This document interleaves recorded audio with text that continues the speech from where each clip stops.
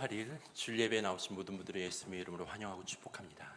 우리 이 시간 자리에 일어나셔서 주님의 성령 부르며 하나님께 예배한 자로 나아가겠습니다.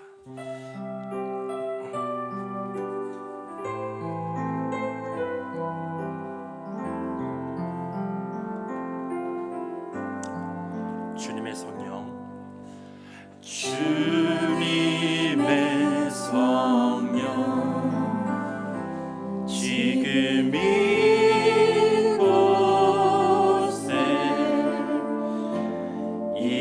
임하소서.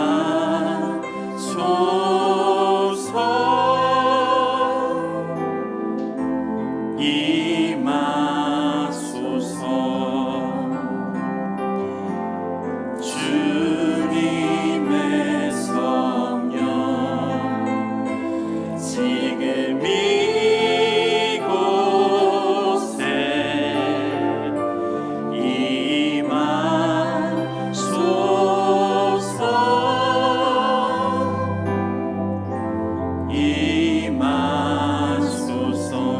다시 고백하겠습니다. 주님의 성령, 지금 이곳에 임하시네.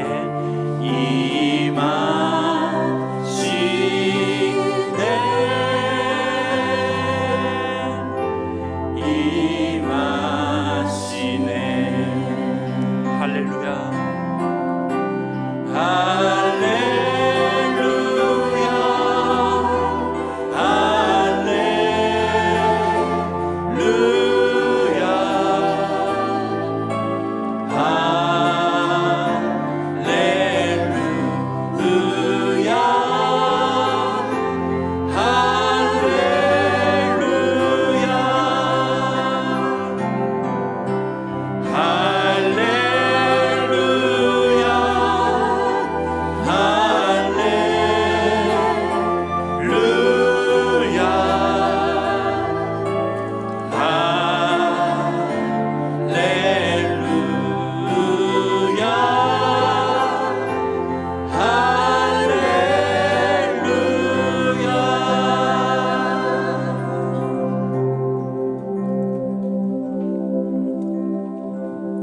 내가 전심으로 주께 감사하며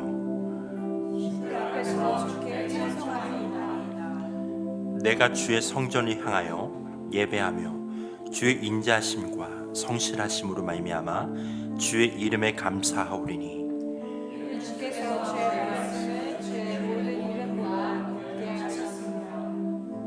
여호와여, 세상의 모든 왕들이 주께 감사할 것은 그들이 주의 입에 말씀을 들음이오며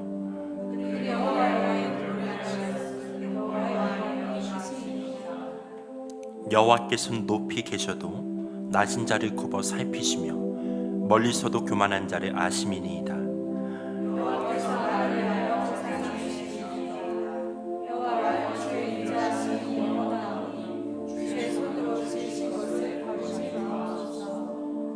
아멘. 이 시간에는 예수님의 보혈을 의지하여 우리의 죄를 고백하는 자매의 기도를 조용히 하나님께 아뢰는 시간을 갖겠습니다. 기도하겠습니다.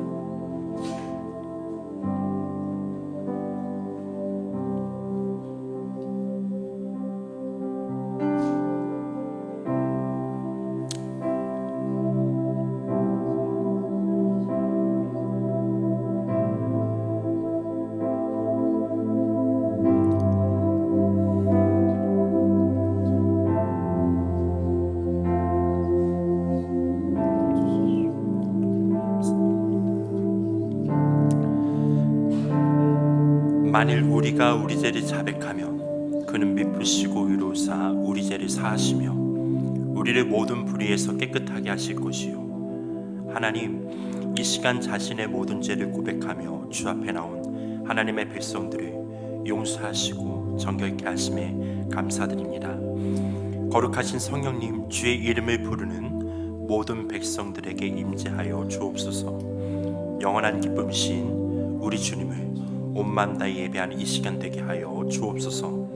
예수님의 이름으로 기도드립니다. 사도신경으로 신앙 고백하겠습니다. 나는 전능하신 아버지 하나님 천지의 창조주를 믿습니다. 나는 그의 유일하신 아들 우리 주 예수 그리스도를 믿습니다. 그는 성령으로 잉태되어 동정녀 마리아에게서 나시고 본디오 빌라도에게 고난을 받아 십자가에 못 박혀 죽으시고 장사된 지 사흘 죽은 자 가운데서 다시 살아나셨으며 하늘에 오르시어 전능하신 아버지 하나님 우편에 앉아 계시다가 거기로부터 살아있는 자와 죽은 자를 심판하러 오십니다. 나는 성령을 믿으며 거룩한 공교회와 성도의 교제와 죄를 용서받는 것과 몸의 부활과 영생을 믿습니다. 아멘.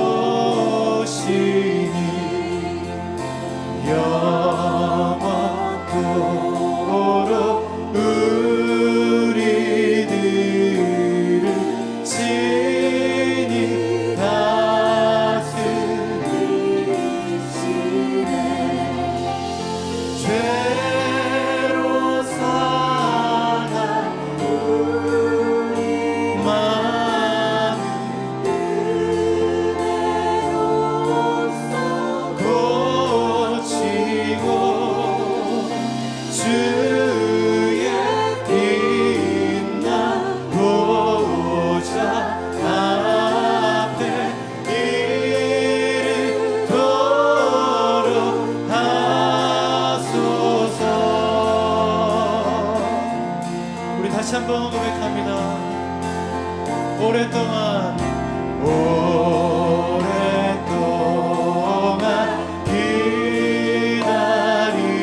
기다리던 주님 강림하셔 죄의 매일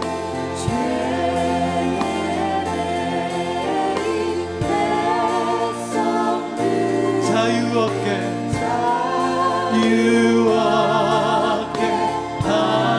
하시네. 아멘. 주는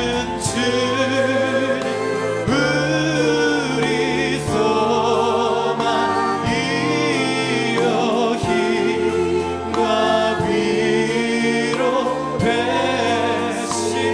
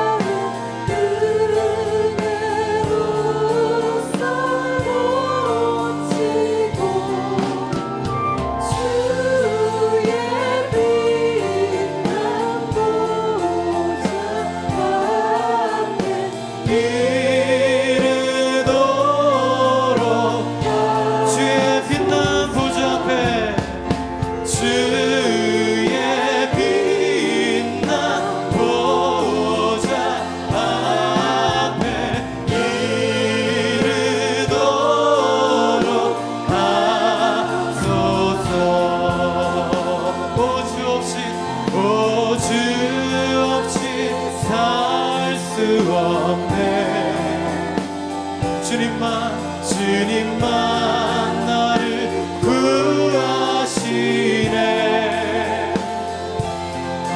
주님 없는 세상 평화 없네.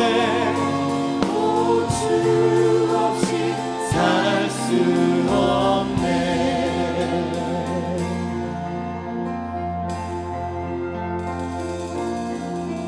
내 맘속에 있는 참된 이 평화는 누구도 앗아갈 수 없네. 주는 내 마음에 구주 되시었네.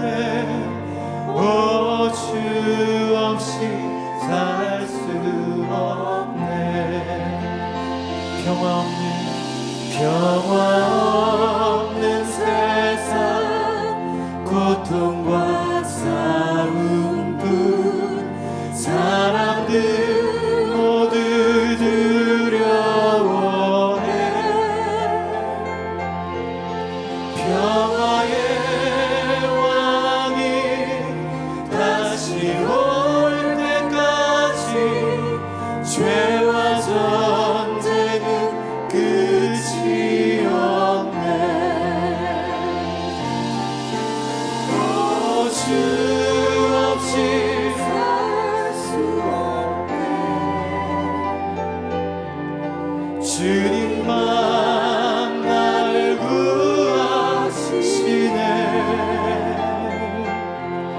주님 없는 세상 평화 없네. 오 주 없이 살 수 없네. 다시 한번 고백합니다. 오 주 없이 살 수 없네. 주님만 나를 구하시네. 주님 없는 세상 평화 없네. 오 주 없이 살 수 없네. 제가 기도하길 원합니다. 주님, 오늘 대림절 둘째 주를 맞이하여서 우리의 마음이 계속해서 그 주님께 달려가길 원합니다. 4주의 대림절이 마치고 크리스마스를 우리가 맞이하면서 또 기대하면서 이 시즌을 부를 때 감사와 기쁨과 찬양과 은혜가 넘치는 이 시즌 되길 원합니다. 무엇보다 우리 마음의 중심이 하나님을 기뻐하길 원합니다. 악의 연수의 탄신과 오심과 또 다시 오심을 기뻐하길 원합니다. 기대하길 원합니다. 다시 한번 기도하길 원합니다.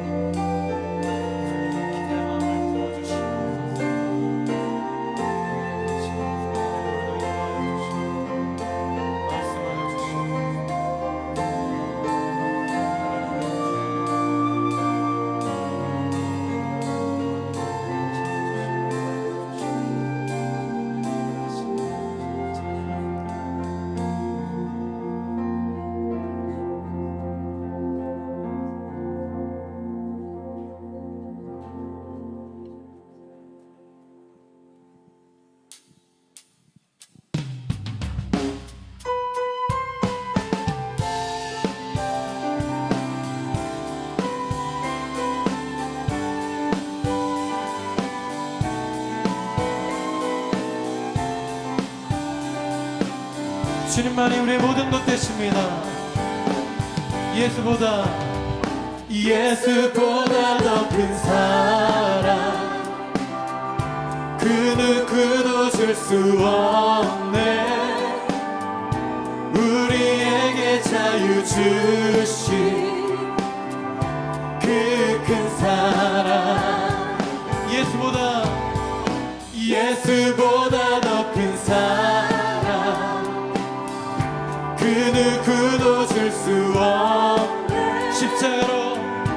우리에게 자유 주신 그 큰 사랑. 세상에 어떤 보안 곧 사라지지만 영원한 주의 사랑 나의 맘에 남으리. 아멘. 예수보다 더 큰 사랑 그 누구도 줄 수 없네. 우리에게 자유 주신 그 큰 사랑. 다시 한번 고백합니다. 세상의 헛된 보아, 세상의 헛된 보아 곧 사라지지만 영원한 주의 사랑 나의 맘에 남으리. 예수보다 더 큰 사랑 그 누구도 줄 수 없네. 우리에게 자유 주신 그 큰 사랑. 그 큰 사랑. 찬양하세 찬양하세 영원히 변치 않는 그 사랑 위대한 그 사랑 내 죄 씻었네. 세상 모든 능력과 권세보다 강하신 영원한 그 사랑. 플루스로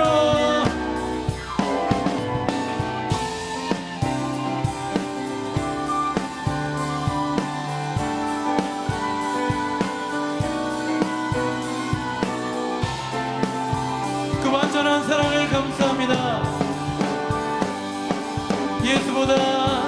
예수보다 더 큰 사랑 그 누구도 줄 수 없네.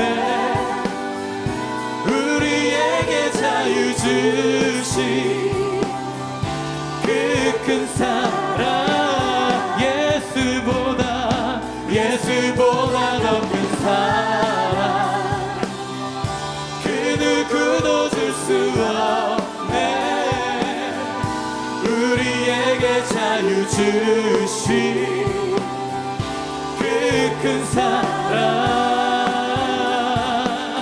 찬양하세 찬양하세 영원히 변치 않는 그 사랑 위대한 그 사랑 내 죄 씻었네. 세상 모든 능력과 권세보다 강하신 영원한 그 사랑. 예수보다 더 큰 사랑 그 누구도 줄 수 없네. 우리에게 자유 주신 그 큰 사랑. 아멘. 예수의 이름은 세상의 소망이요. 예수의 이름은 전국의 기쁨이. 예수의 이름은 세상의 소망이요. 예수의 이름은 목소리 높여서 예수의 이름이 세상의 소망이요.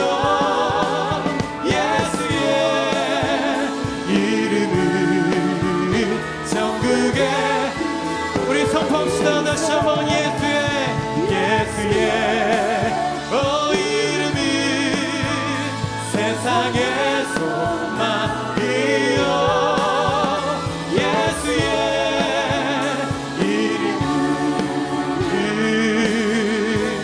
전국의 기쁨일세 예수의 오직 예수 오직 예수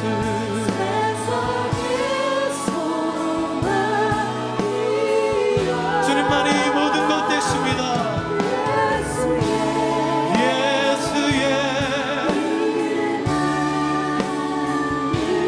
전국의 기쁨이 새 예수의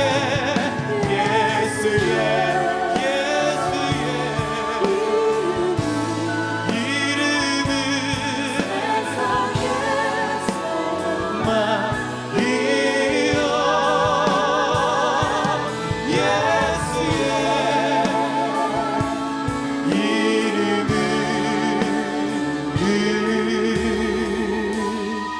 전국의 기쁨일세. 우리 하나님께 감사의 박수로 영광의 박수 기쁨의 박수를 올려드립시다. 할렐루야. 주님만이 우리 모든 것 되십니다. 주님만이 우리 소망 되십니다. 할렐루야. 할렐루야. 아멘.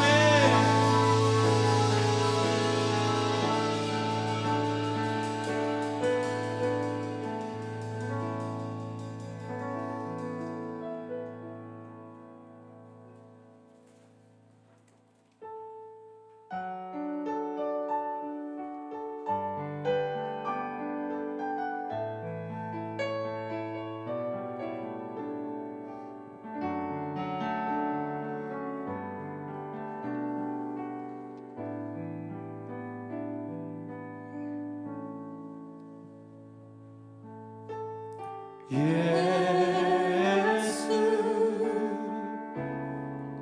하나님의 공의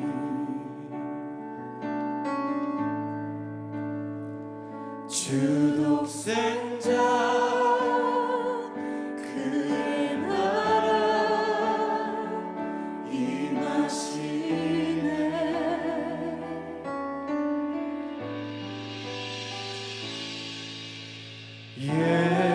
예수 재물이 되신 주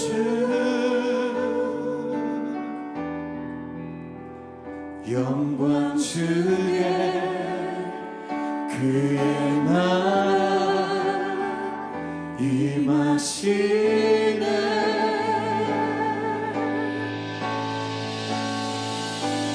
주의 나라 영원하며 그의 영광 무궁하리 왕의 위엄과 능력이 이제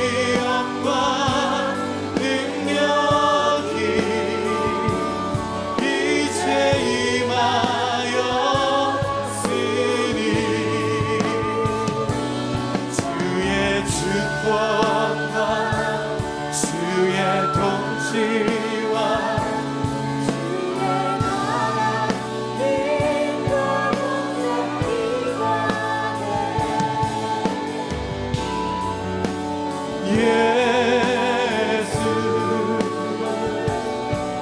하나님의 공의 주의 나라 영원하며 그의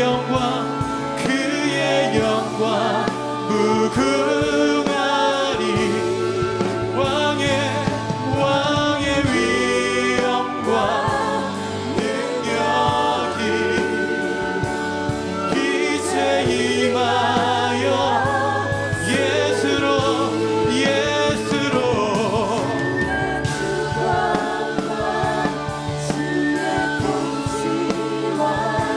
주의 나라 힘과 권세 임하네. 예수 하나님의 우리 자유롭게 주님께 나아갑시다. 오직 예수 주님 한 번만 높이 받아주시고 주님만 찬양합니다. 할렐루야. 영원히 높이 받아주시고 거룩하신 하나님 찬양. 아멘. 할렐루야.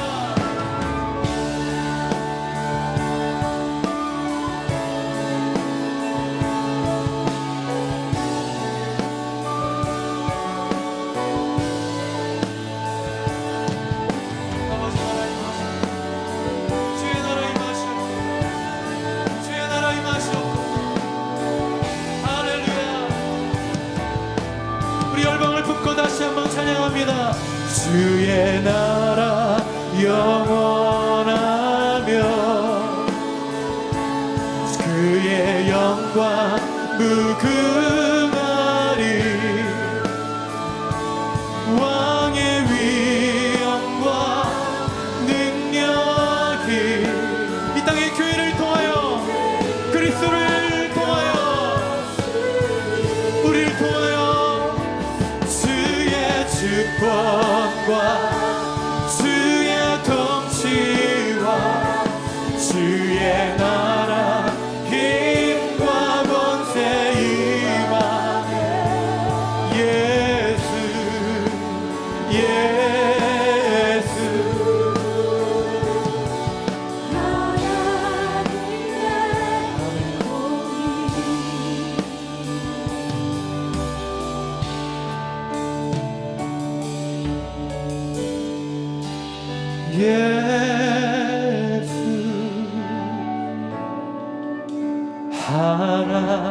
하나님의 공의 그 완전하신 사랑과 주님의 완전하신 공의를 찬양합니다. 아멘.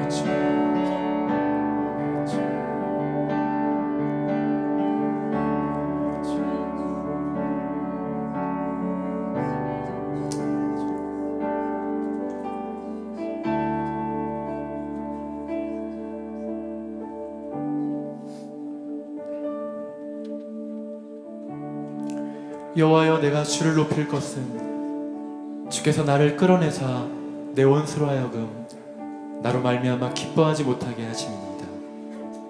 여호와 내 하나님이여 내가 주께 부르짖음에 나를 고치셨나이다.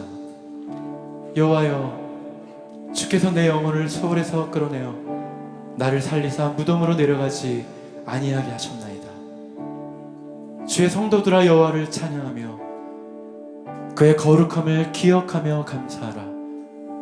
그의 노염은 잠깐이요 그의 은총은 평생이로다. 저녁에는 울음이 깃들지라도 아침에는 기쁨이 오리로다.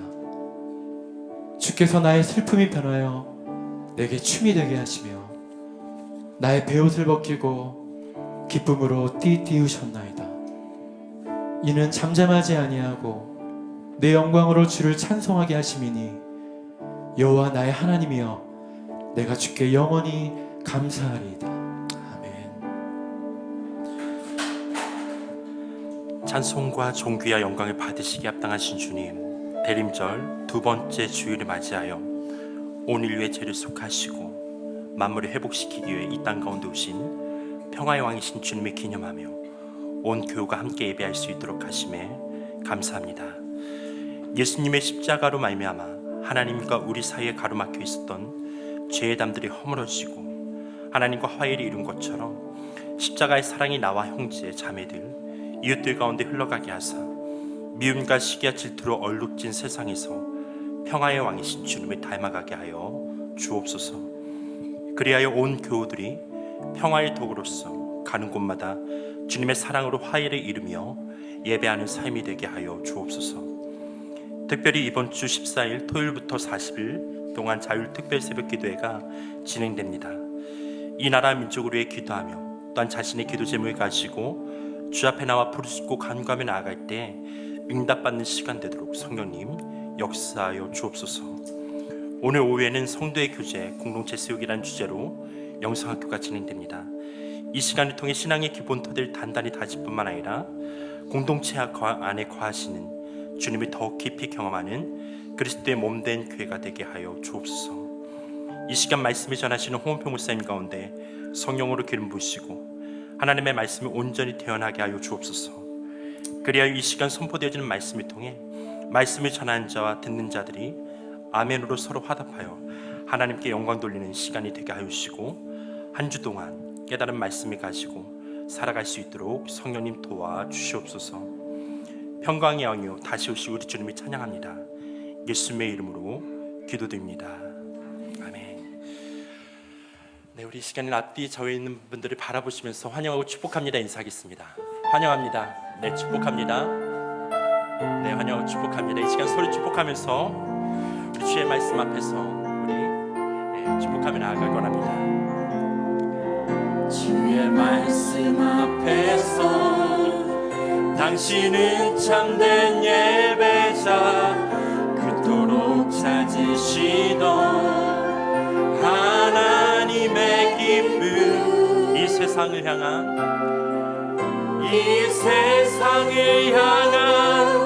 거룩한 생명빛 되어 이 세상을 위한 구원의 소망 되어 영원한 하나님의 나라 함께 세워가리. 주의 부르심 따라 당신의 삶을 드릴 때 세상은 당신 안에서 주의 영광 보리라. 아멘. 이 세상을 이길 주님의 군사 되어 이 세상을 섬길 주님의 손과 발 되어 영원한 하나님의 나라 함께 세워가리. 우리 여호와 하나님의 기뻐함으로 또한 우리 모든 삶 속의 평화의 도구로 쓰임받는 여러분 되시기를 예수님의 이름으로 축원합니다. 이 시간 함께 봉독할 하나님의 말씀은 이사야 46장 1절에서 13절입니다. 이사야 46장 1절에서 13절 말씀, 제가 앉아 여러분이 앉아 교독하고 난 뒤에 13절 말씀은 함께 봉독하겠습니다.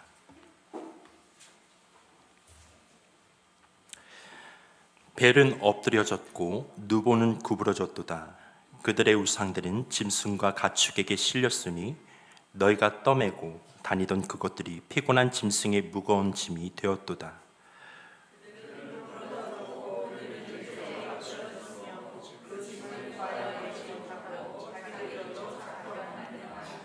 야곱의 집이여 이스라엘 집에 남은 모든 자여 내게 들을지어다.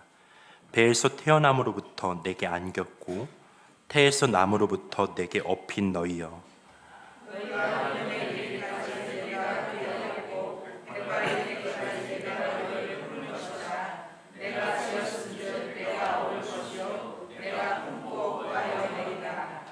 너희가 나를 누구에게 비기며 누구와 짝하며 누구와 비교하여 서로 같다 하겠느냐?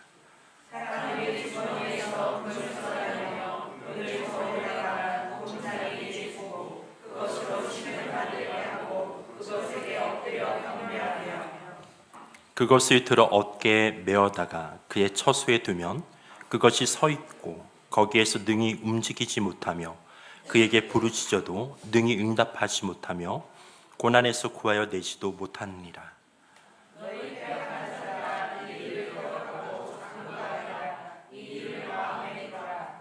너희는 옛적 일을 기억하라. 나는 하나님이라. 나 외에 다른 이가 없느니라. 나는 하나님이라.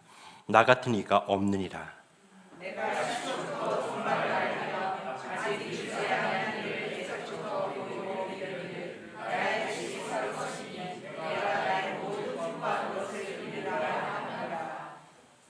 내가 동쪽에서 사나운 나의 짐승을 부르며 먼 나라에서 나의 뜻을 이룰 사람을 부를 것이라.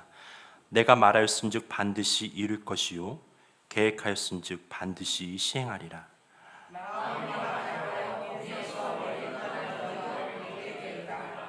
함께 봉독하겠습니다. 내가 나의 공의를 가깝게 할 것인즉 그것이 멀지 아니하나니 나의 구원이 지체하지 아니할 것이라. 내가 나의 영광이 이스라엘 위하여 구원을 시온에 베풀리라. 아멘. 할렐루야. 네, 사랑하고 축복합니다. 잘 오셨습니다. 옆 사람에게 인사하겠습니다. 가장 따뜻한 얼굴로 인사합니다. 사랑합니다. 축복합니다. 잘 오셨습니다. 날씨가 많이 추워졌습니다. 건강 유의하시고 또 계속해서 이 크리스마스 시즌에 정말 주님이 우리 가정과 우리 삶을 찾아오시듯 그러한 영적인 기적들이 많이 있었으면 좋겠습니다. 오늘 말씀은 너희는 옛적 일을 기억하라 라는 제목으로 해서 말씀을 나누겠습니다. 이스라엘의 이 이야기는 계속해서 하나님의 구원의 이야기면서 또 이스라엘의 우상숭배 또 불신앙 범죄의 그런 역사예요. 그러다 보니까 70년 동안 하나님의 공의의 심판으로 인해서 바벨론 포로가 됐다라고 말했어요. 자, 근데 그것이 영원한 심판이었냐? 그럴 수 없다라는 거죠. 하나님의 언약 백성을 하나님께서 돌이키길 원하셨어요. 나라도 잃어버렸고 성전도 잃어버렸고 가정도 깨진 많은 이 아픔들이 있습니다. 때가 되니까 약속대로 하나님 이스라엘 포기하지 아니하시고 구원의 계획을 진행하십니다. 그런데 사실은 바벨론이라는 나라는 작은 나라도 아니고 약한 나라도 아니에요. 대제국이에요. 이게 무너져서 돌아온다는 건 말이 안 되는 이야기입니다. 그런데 정확하게 70주년이 되니 하나님께서 고레스라는 인물을 들어서 쓰셨습니다. 하나님을 잘 알지도 못하는 사람이었는데 하나님이 왕으로 페르시아 왕으로 세우면서 바벨론이 갑자기 무너집니다. 싸우지도 않고 바벨론에 입성을 하게 되어져요. 왜냐하면 그때 당시에 자기들 내부 안에서도 너무나 우상 숭배적인 게 많고 그 왕이 통치는 안 하고 또 이상한 달신 숭배하겠다고 어디 가가지고 막 몇 년 동안 있고 막 이러다 보니까 나라가 초토화가 돼버렸어요. 우상 숭배로 진짜 망하게 돼버린 거예요. 그러니까 고레스가 들어올 때는 열렬히 환영합니다 이래 돼버린 거예요. 바벨론이 너무나 손쉽게 무너졌어요. 우상과 모상의 몰락과 더불어 바벨론의 몰락이에요. 자, 오늘 1절과 2절에 들어가서 바벨론 우상의 몰락이 어떻게 묘사되는지 보도록 하겠습니다. 함께 읽습니다. 시작. 벨은 엎드러졌고 느보는 구부러졌도다. 그들의 우상들은 짐승과 가축에게 실렸으니 너희가 떠매고 다니던 그것들이 피곤한 짐승의 무거운 짐이 되었도다. 그들은 구부러졌고 그들은 일제히 엎드러졌으며 그 짐을 구하여 내지 못하고 자기들도 잡혀갔느니라. 여기 이때 당시의 신은 벨신, 느보신 그래요. 벨신의 아들이 느보신이에요. 벨, 사살. 그리고 이름을 그렇게 붙여놨어요. 느보, 간네살. 할렐루야. 네, 느부갓네살. 그래서 느보는 천문학, 학문의 신 이런 그 의미로 해서 섬겼어요. 이 두 신상이 그 도시의 남쪽에 딱 버티고 있어요. 제전이 시작이 되어지면은 한 5m 정도 된다 그래요. 이거를 수레에 싣고 전 마을, 그 전 나라를 도시를 한 바퀴 돈답니다. 그때 복을 비는 거예요, 사람들이. 그런 거예요. 수레에 실어가지고 쫙 데리고 다니는 거예요. 자, 그런데 이 우상의 행렬이 엎드러지고 꼬꾸라졌다라는 거예요. 짐짝 취급을 당하게 되어졌다는 거예요. 짐 속에 들어왔는데 짐 속에서 나오지도 못하는 그런 상황이 되어버렸어요. 이 우상 숭배가 자꾸 사람들의 마음을 흐리기 시작하면요, 도덕이 무너지고 윤리가 무너지고 마침내 그런 사회에 대해서 사람들이 정치력을 발휘하는 사람들은 똑같이 그렇게 정치가 망가질 수밖에 없어요. 정치가 망가지면 경제가 망가지게 돼 있어요. 그 나라 전체가 망가지게 돼 있는 거예요. 사실은 가장 기본에는 뭐가 있습니까? 정말로 하나님을 어떻게 섬기느냐, 이게 달려 있는 거예요. 우상 숭배가 심해지면 나라가 아무리 강해도 패망하게 또 돼 있어요. 정권이 몰락과 나라의 몰락이 이런 우상에 넘어진 것 같이 이렇게 돼 있어요. 여러분, 북한에도 동상이 하나 서 있어요. 어디 서 있습니까? 이 북한 정권이 강건해지면 질수록 이 동상이 자꾸 세워진 게 있어요. 김일성 동상과 김정일 동상이 딱 서 있어요. 소련도 대단했잖아요. 우리 윗세대 사람들은 양대 뭐라 그러죠? 서로 이제 대적 이데올로기 대립의 시대에 아주 미국과 소련은 굉장히 서로 적대했던 그런 시즌이 있었어요. 그러니까 소련에는요, 누가 이게 어떤 동상이 서 있었습니까? 레닌 동상이 서 있어요. 다른 우상 동상은 없애고 다른 동상이 들어가 있는 거예요. 레닌이 서 있었어요. 근데 소련이 무너질 때 그 동상이 어떻게 돼요? 끌어내려지는 거예요. 여러분, 평양에서 대부흥이 일어났을 때 장소에, 바로 그 장대현의 장소에 만수대 인민궁전 뭐 이렇게 있잖아요. 있는 그 장대현 그 자리에 지금 김일성 동상이 서 있는 거예요. 정확하게 그 자리에 서 있어요. 어떤 정서와 어떤 것이 다스리냐에 따라서 거기에 우상이, 동상이 달라지는 거예요. 우리 하나님은 동상 같은 거 새기지 말라라. 살아있는 하나님이다. 그렇게 말씀했어요. 김일성의 이 동상이 무너질 것을 기대하면서 어떤 목사님 거기 돌면서 어딜 당겨가면 잘 넘어지나 뭐 그런 사람도 있다라고 뭐 이런 얘기를 들었었습니다. 동상에 대한 얘기를 조금 하도록 하겠습니다. 겨울에는 동상도 조심해야 돼요. 동상에 대해서 얘기를 좀 하도록 하겠습니다.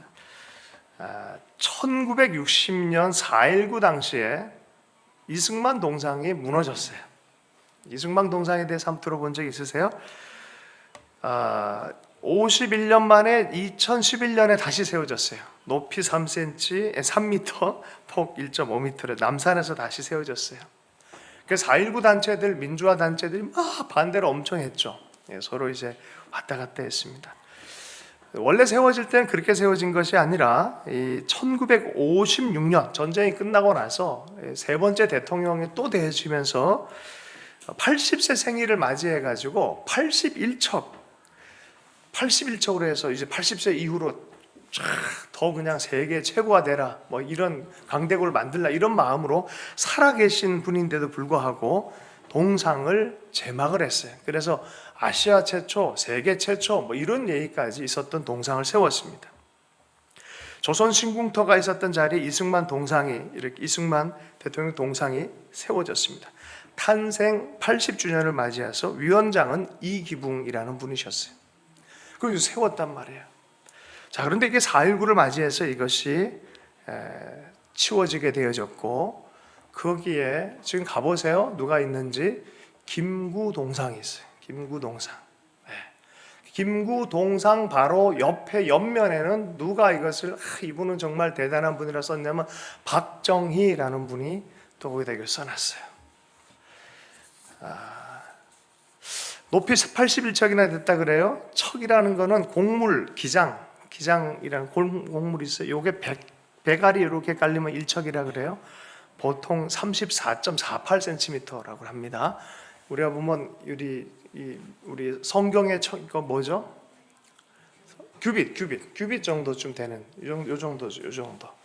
81척으로 이렇게 세웠다 그래. 굉장히 큰 거죠. 대지에 3,000평에 좌대가 270평, 팔각 좌대에 이승만 대통령의 생애를 조각을 해놨어요. 이게 4.19 때 끌어내림을 당했어요. 여러분, 김구도 전도사님이셨어요. 이승만 대통령도 대단한 신앙의 젊은이였어요. 그런데 어느 날 하나님은 간데 없고 동상들만 남았고, 그리고 사람들 안에 이런저런 얘기들, 정치적 부침에 따라서 여러 가지가 해석이 달라지는 시대를 살고 있어요. 여러분, 을지로에는 원래 중국인들이 많이 살았어요. 그래서 원래 중국 이름으로 이렇게 지어진 동리 이름이었고요. 충정로라고 아십니까? 충정로란다. 무슨 정이죠? 충무로. 할렐루야. 충무로는 원래 일본인들이 많이 살았던데요. 왜 이름을 충무로라고 을지로라 했겠습니까? 충무로, 일본인들이 많이 산 곳을 충무로라고 지은 이유가 뭐겠습니까? 이순신을 생각하라. 그러면 중국인들이 많이 사는 곳에는 을지로라는 이유가 뭐겠습니까? 을지문덕에 생각하는 거예요. 여러분, 광화문 광장 깊은 곳에 원래 어떤 탑들이 많이, 기념탑 뭐 이런 게 많이 있었어요. 근데 어느 날 갑자기 동상이 하나 들어왔어요. 뭐가 들어왔어요? 광화문 광장 가장 중앙에 이순신 들어왔어요. 근데 원래로 하면은 세종대왕이 먼저 들어와야 되는데, 그러게 갑론을박하다 결국은 이순신 동상이 끝까지 그 자리를 차지했어요. 차지한 이유가 그때 대통령이 무인 출신이었기 때문에. 할렐루야. 그래가지고 무인 출신이었기 때문에 이 세종대왕 동상은 독수궁으로 들어가셨던 거죠. 자, 그래서 요 근래 와가지고 세종대왕 동상을 가운데 다시 집어넣어놨어요. 많은 사람들이 그곳에 가서 동상에 이순신이나 이런 분들이 나라를 지켜줄 거라 생각을 해요. 여러분, 이것은 세계 어딜 가나 똑같아요. 제가 중국의 천안문 앞에 갔는데 공산당 기념비가 있어요. 앞에 있는데 젊은 청년이 정말 경건하게 정말 이 붉은 이걸 딱 메고 정말 경건하게, 정말 그렇게 경건할 수가 없어요. 미동도 안 해요. 쳐다보면서 숭배하듯이 그 서 있어요. 일본의 이세신궁 앞에 갔어요. 수많은 사람들이 와서 똑같은 행태를 보입니다. 똑같은 행태를 보여요. 악한 권력자의 상징 같은 동상, 때로는 훌륭한 이들의 위인들이어도 동상이 시대가 변하고 정치적 맥락에 따라서 부침을 경험해요. 우상이나 동상이 하나님을 대신하지는 않습니다. 성경은 이렇게 얘기해요. 그거는 아무리 힘없이 사라질 거다. 그래서 진짜 살아계신 하나님이 구원을 행하신다라고 말씀하십니다. 3절부터 5절까지의 말씀을 함께 읽겠습니다. 3절부터 5절까지의 말씀을 읽습니다. 시작. 야곱의 집이여 내게 들을지어다. 배에서 태어남으로 내게 안겼고 태에서 남으로부터 내게 업힌 너희여, 너희가 노년에 이르기까지 내가 그리하겠고 백발이 되기까지 내가 너희를 품을 것이라. 내가 지었은즉 내가 업을 것이요 내가 품고 고하여 내리라. 너희가 나를 누구에게 비기며 누구와 짝하며 누구와 비교하고 서로 같다 하겠느냐.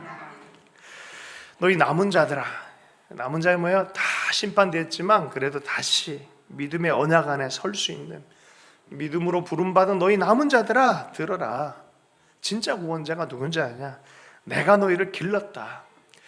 옛날에 요람에서 무덤까지란 말이 있어, 사회복지를 얘기하면서. 근데 정말로 하나님이 요람에서 무덤까지 이스라엘을 데려갈 그 하나님이다란 말이에요.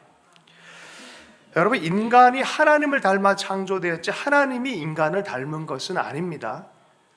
자, 그런데 하나님은 때로 우리의 모습의 걸 통해서 말씀을 하세요. 여기서 보면은 하나님이 어머니보다 더 어머니 같아요. 양육자보다 더 양육자 같아요. 모성의 본체는 어머니가 아니라 하나님이세요. 가장 모성을 보면은 인간의 모든 모습은 다 사라지지만 하나님은 거기 계세요. 많은 사람이 그런 얘기를 해. 닭이 먼저냐? 그 다음에 뭐예요? 알이 먼저냐? 여러분, 이 논쟁이 끝도 없는 논쟁이라 하지만 인간에게는 그럴 수 없습니다. 인간은 아이로 태어나서 생존할 수가 없어요.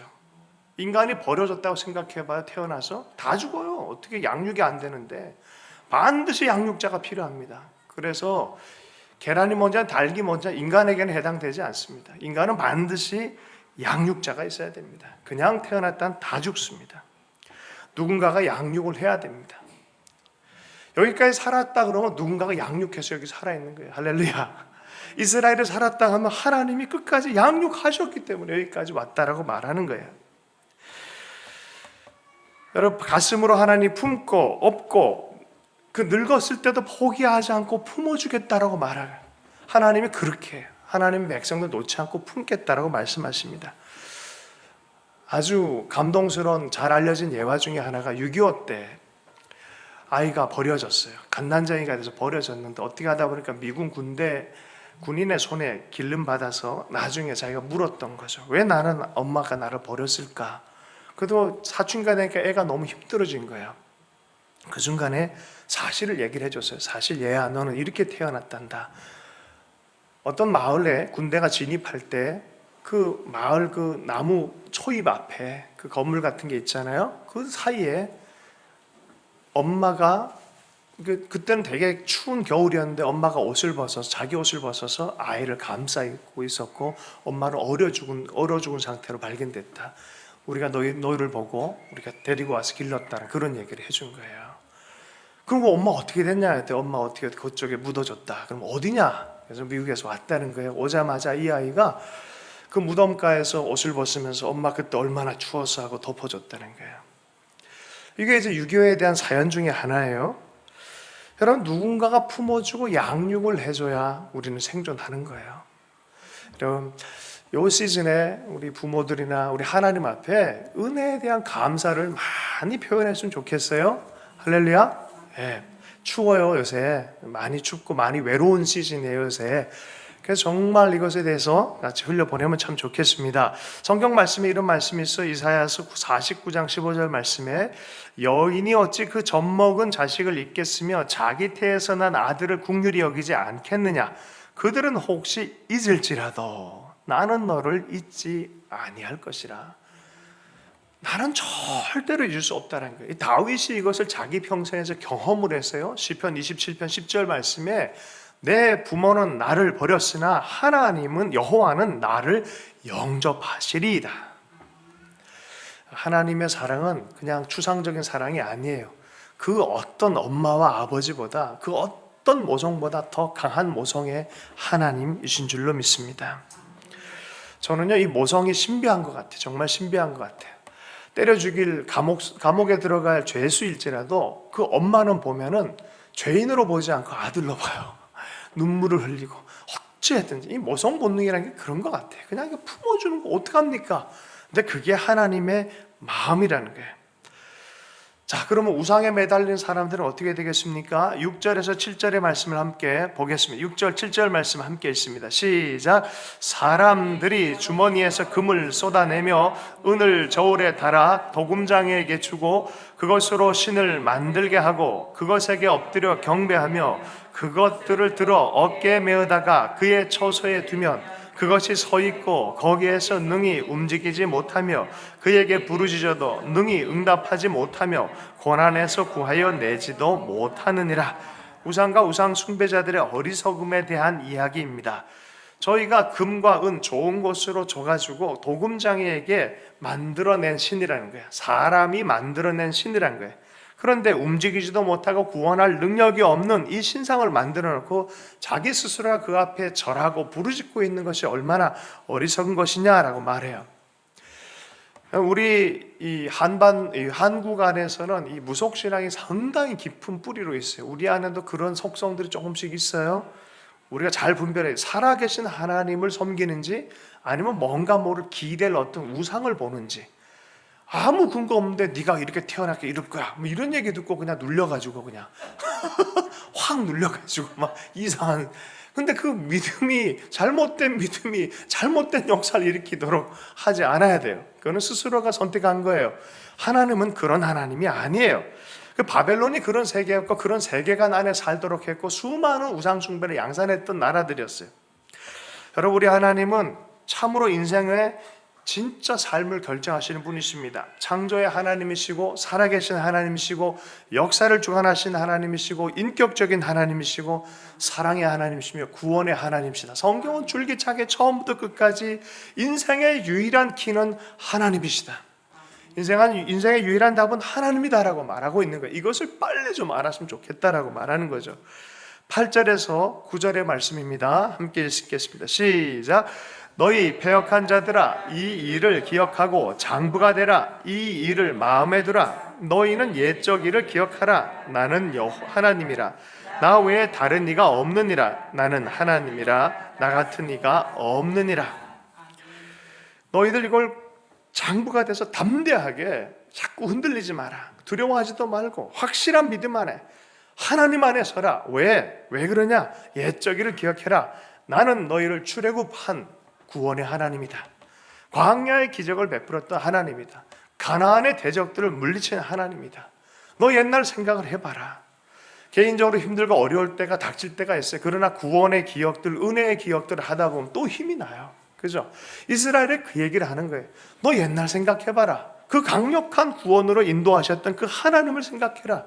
그때를 기억해라. 김중곤 목사님 CCC라는 청년 대학생 한국 대학생 선교회를 세우셨던 분이세요. 근데 이분이 대단하신 분이셨어요.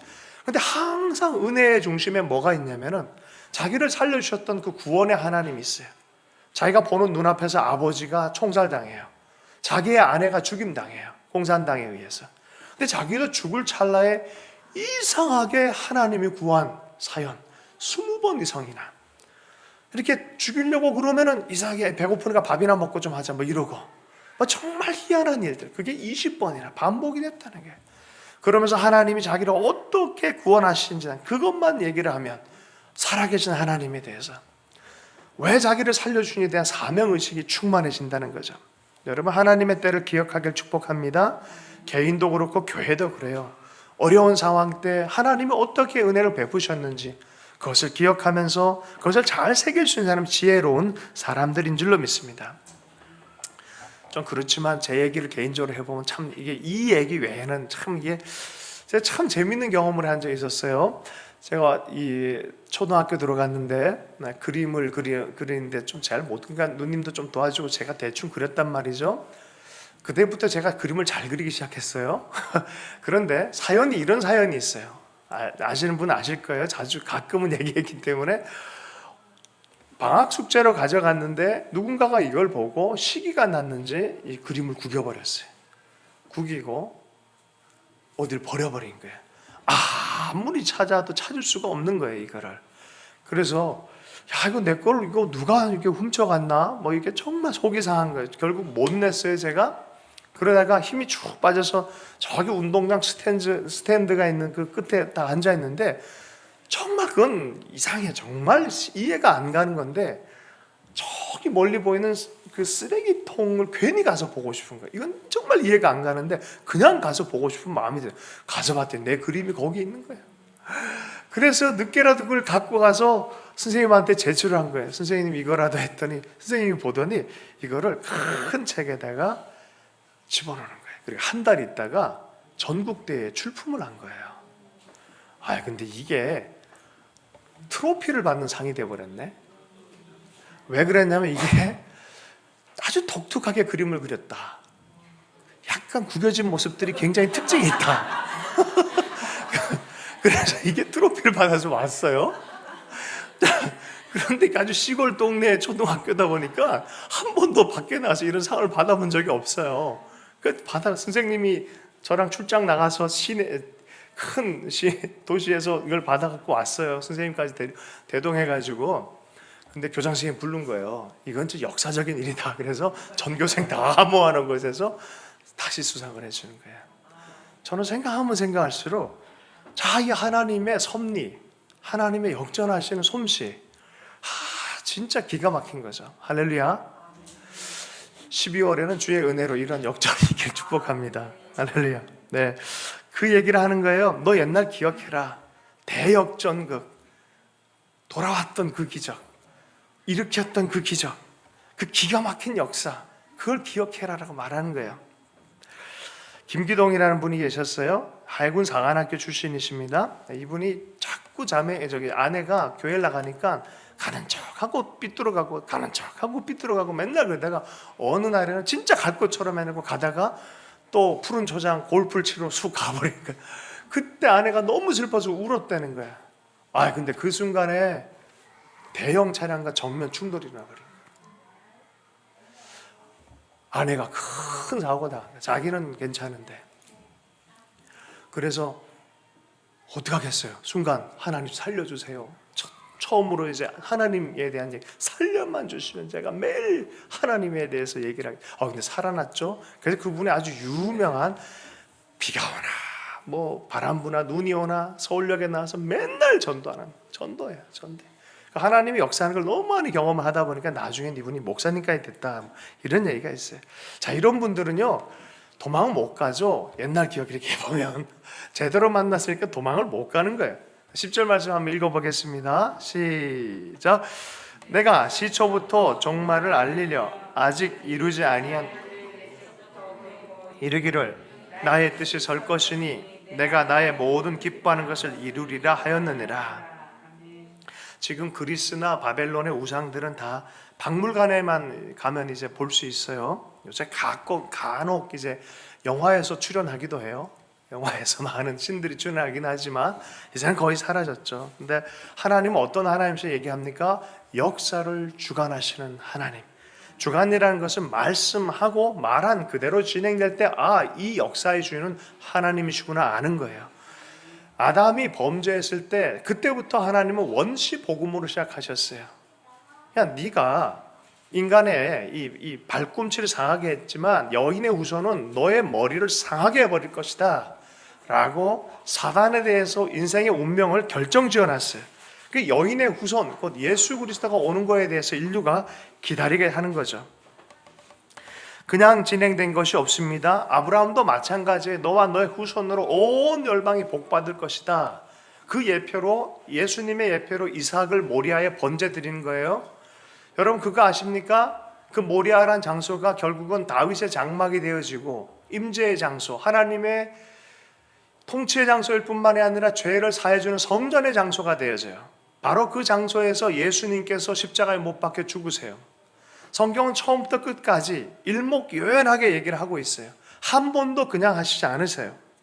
다윗도 그랬어요. 다윗도 성경 사도행전 2장에 다윗은 예언자다라고 표현하고 있어요. 시편 말씀에 보면 하나님이 옆에 우편에 계신 내 주를 보았으며 라고 표현해요. 내 주님을 보았으며. 그가 어떻게 고통당할지에 대해서 시편에서 예언적으로 쓰고 있어요. 이사야도 마찬가지 하늘 정부를 보았어요. 그리고 온 세계가 주 안에 구원받을 것에 대해서 말하고 있어요. 다니엘도 보았어요. 온 제국의 신상이 봤어요. 바벨론 무너질 것이고 페르시아 무너질 것이고 로마가 무너질 것이고 그 이후에 될 일들에 대해서 쭉 얘기를 해놨어요. 그리고 기름 부은 종, 구원자, 영원한 의를 드러낸 그분이 나타날 것이다. 그리고 그분이 죽을 것이다 라고 성경에 정확하게 얘기를 하고 있어요.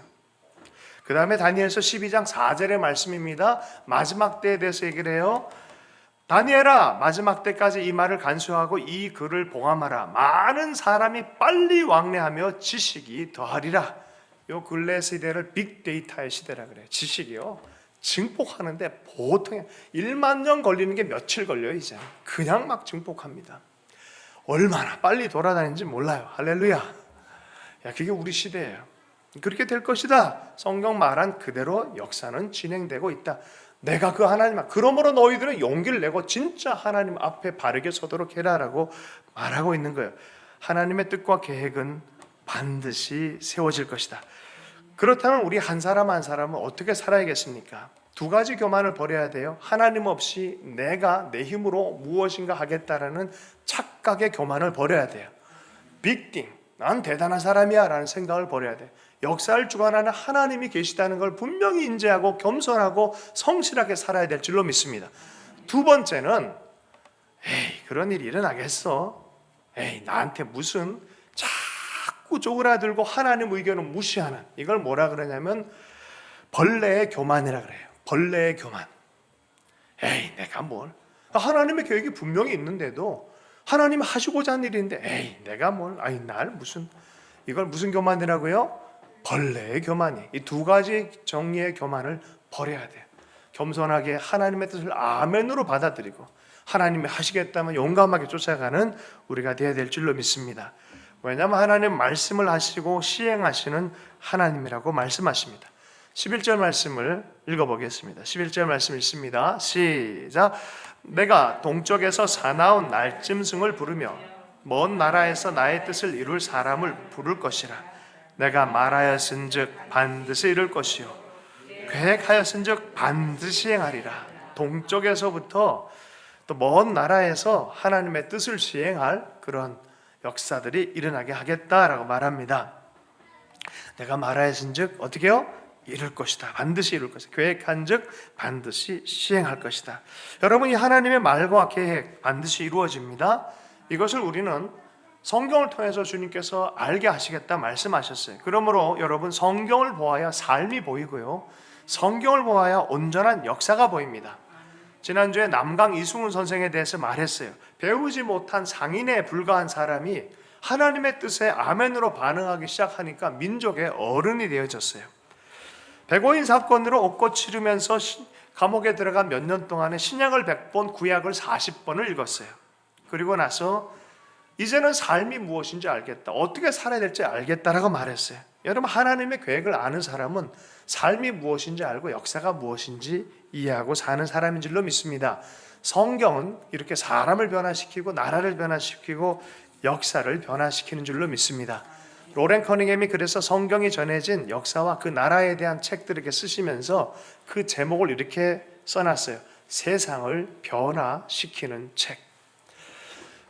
여러분, 진짜 변화를 보길 원하면 성경을 여러분 우리 가까이 대하십시다.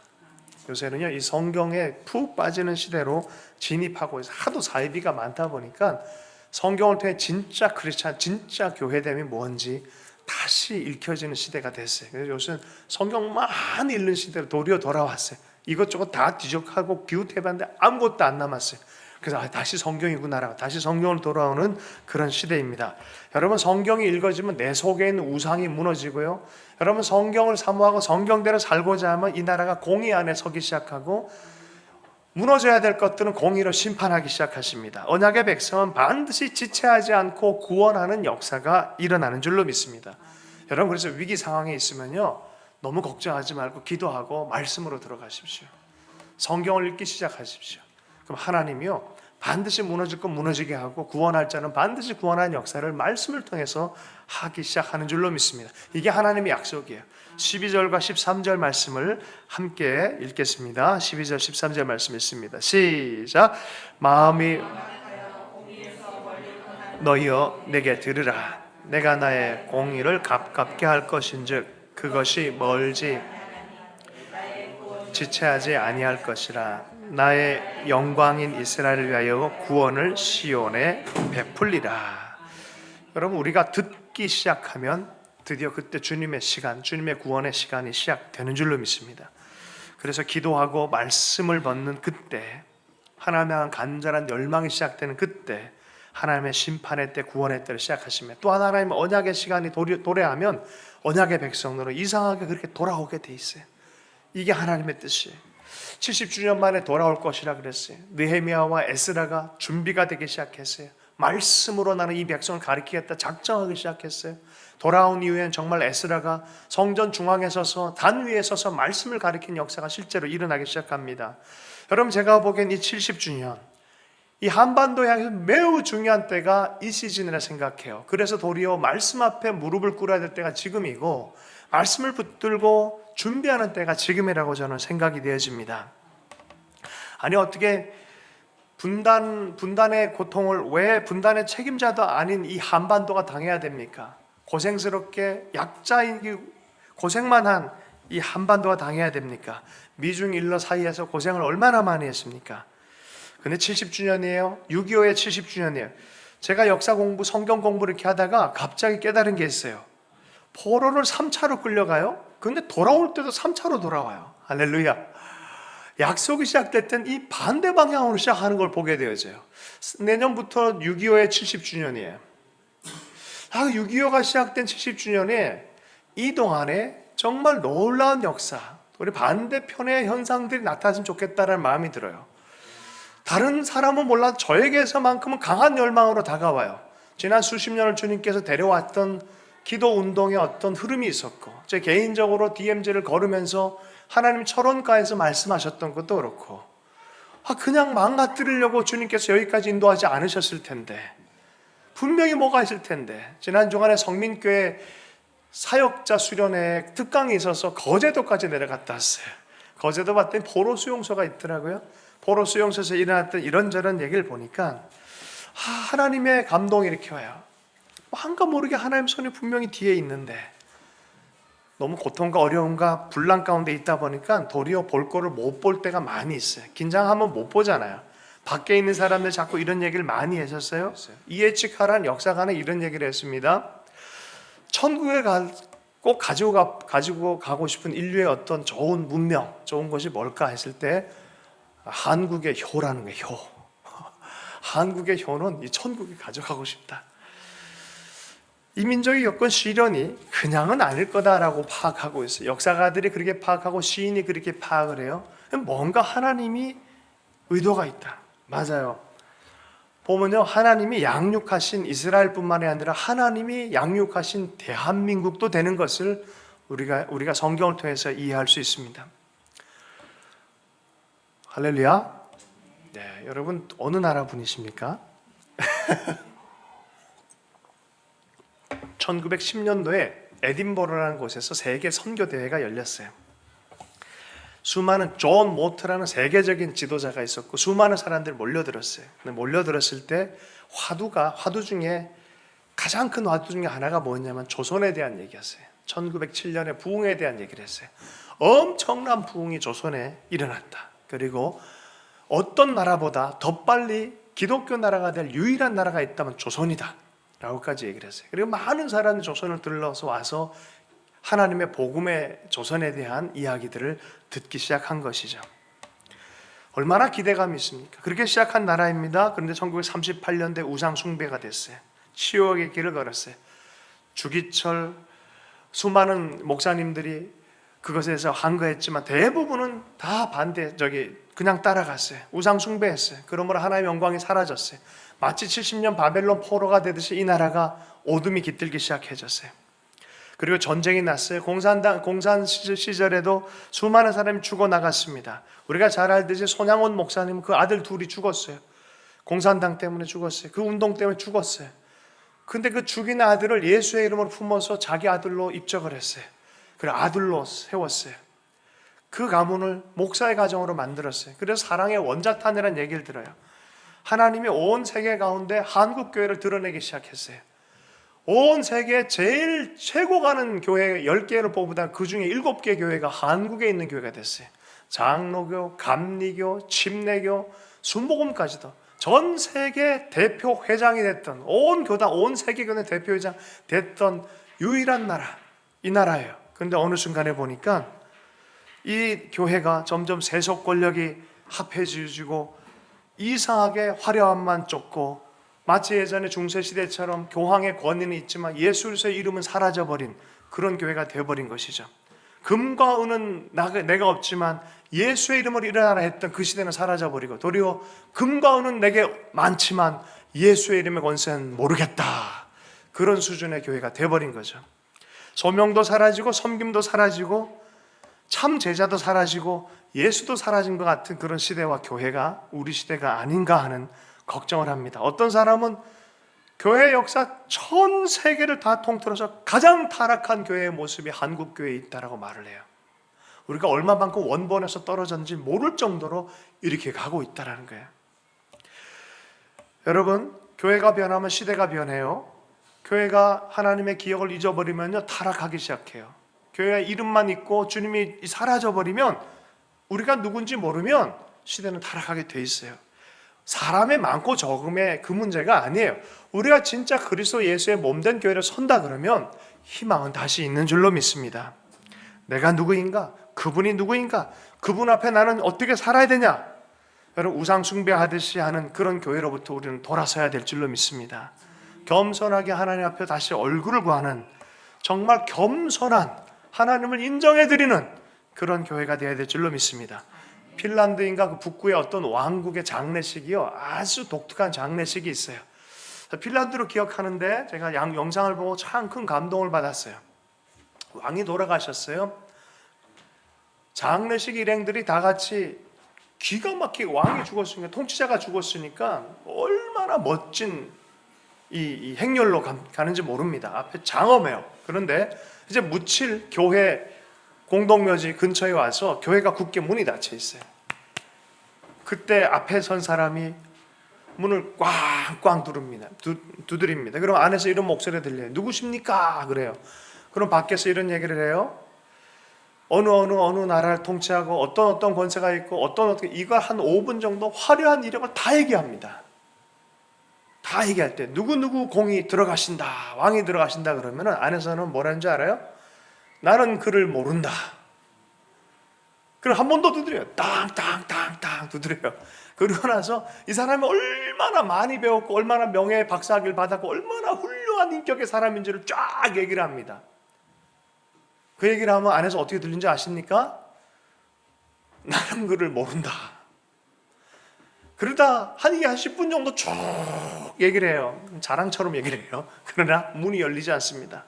맨 마지막에 가련하고 하나 앞에 죄인일 수밖에 없고 죽을 수밖에 없는 죄인 누구 그가 왔습니다.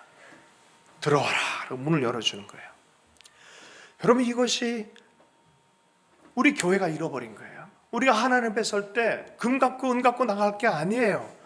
우리가 하나님의 구원에 대해서 감사하고 내가 누군지를 알고 들어가야 되는 그런 것이죠. 생명의 길이 따로 있는 거예요.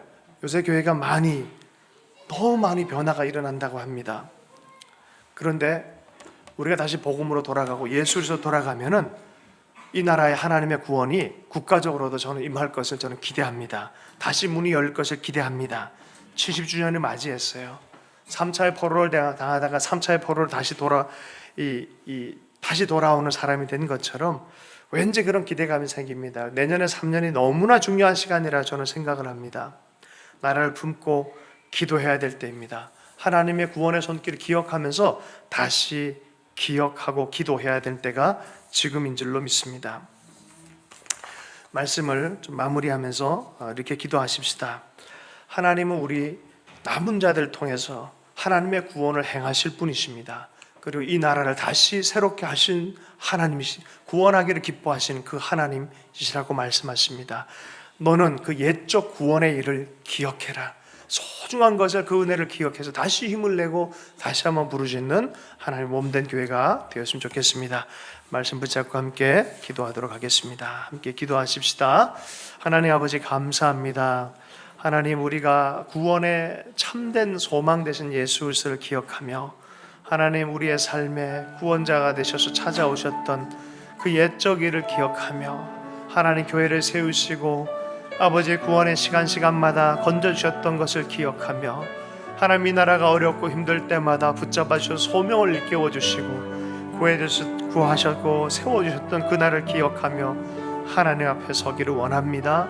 다시 한번 돌이키며 하나님, 당신의 구원의 노래를 부는 자들이 되게 하시고 우리 속에 있는 여러 가지 우상 숭배와 덕지 붙어있는 우상 숭배 습관들이 다 사라지게 하시고 용기를 내며 믿음 위에 서서 살아계신 하나님의 구원을 바라는 자들 될 수 있도록 은혜를 베풀어 주실 때 우리 한 사람 한 사람 가운데 영원한 구원 되신 예수 그리스도의 노래를 부르게 하여 주시고 몸된 교회가 주님 앞에 그리스도의 이름으로 노래하며 기도하는 예배의 공동체, 은사의 공동체, 소명의 공동체, 선교의 공동체가 되게 하여 주시고 하나님, 주님 오시는 데까지 주님을 순영드는 신부된 공동체가 될 수 있도록 붙들어 주셔서 하나님 등불과 같이 이 세대 가운데 빛날 수 있도록 역사해 주시기를 원합니다.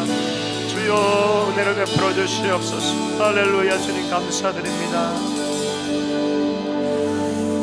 할렐루야. 오늘 이 시간에는 우리 예수 하나님의 공의, 우리 잠깐 일어나셔서 마태복음 6장 33절 한 이후에 예수 하나님의 공의 우리 하고 또 너희는 먼저 그의 나라 그의 연이어서 노래하도록 하겠습니다. 너희는 먼저 그의 나라와 그의 일을 구하라. 그리하면 이 모든 것을 너희에게 더하시리라. 너희는 먼저 그의 나라와 그의 일을 구하라. 그리하면 이 모든 것을 너희에게 더하시리라. 너희는 먼저 그의 나라와 그의 일을 구하라. 그리하면 이 모든 것을 너희에게 더하시리라. 예수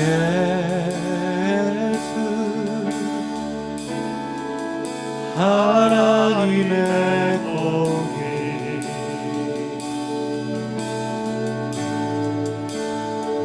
주 독생자 주의 나라 임하시네.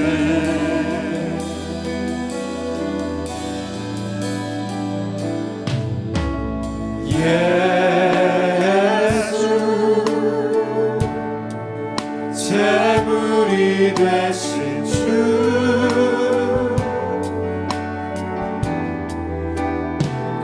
영광 중에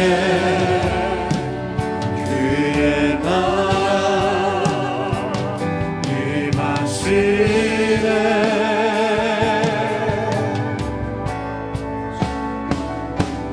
주의 나라 영원하며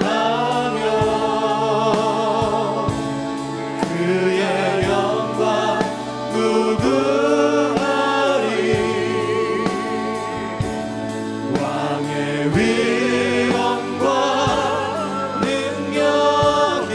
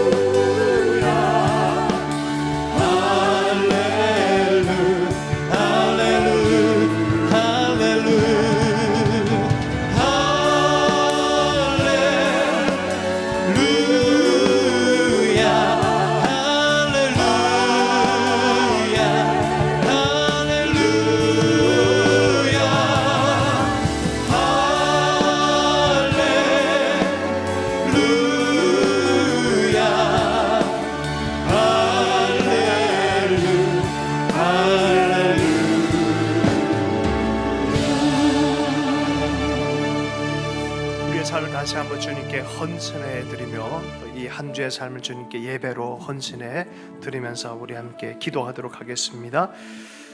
구원의 일들을 기억하라.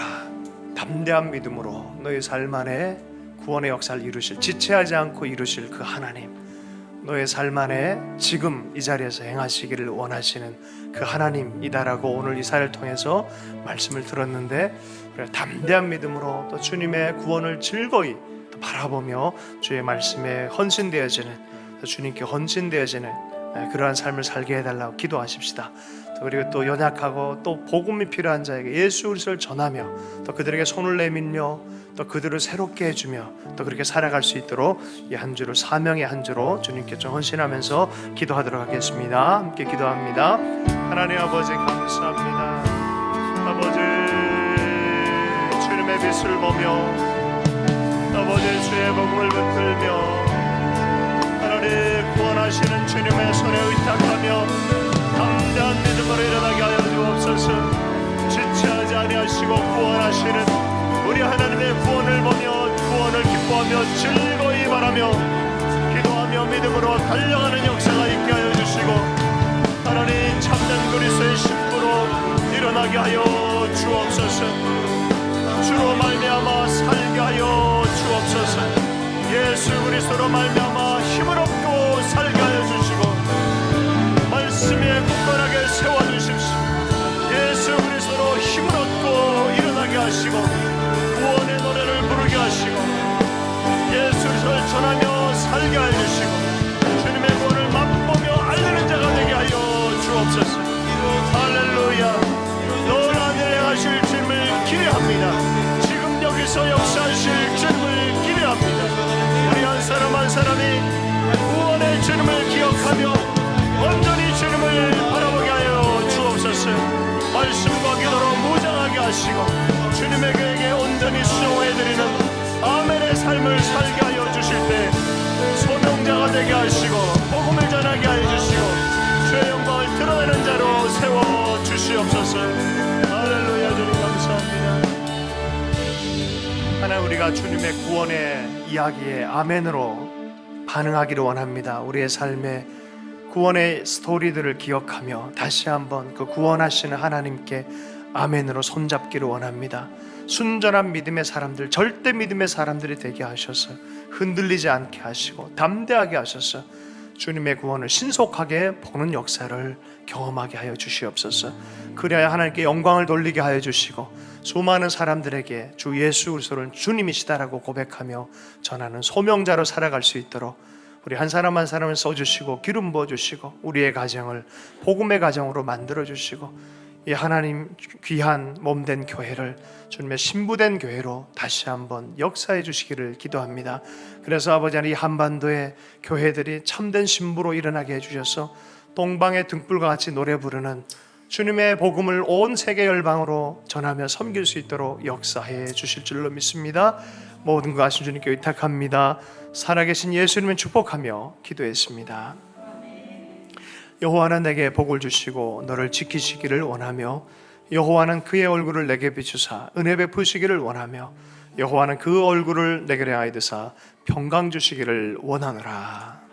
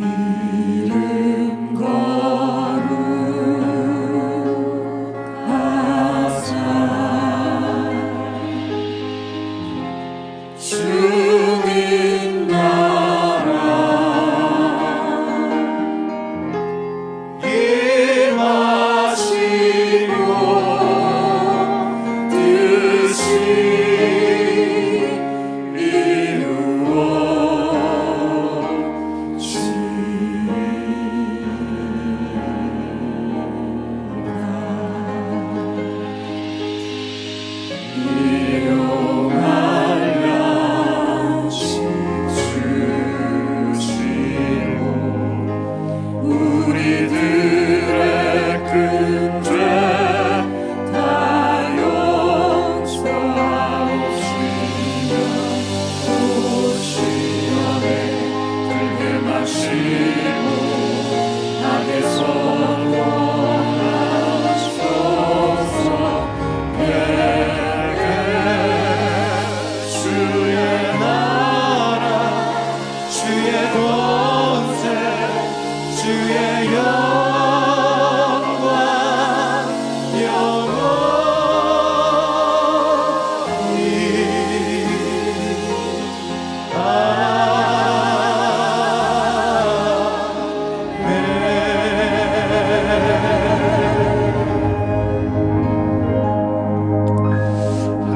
공동체 인사하겠습니다. 샬롬 샬롬 사랑합니다. 축복합니다.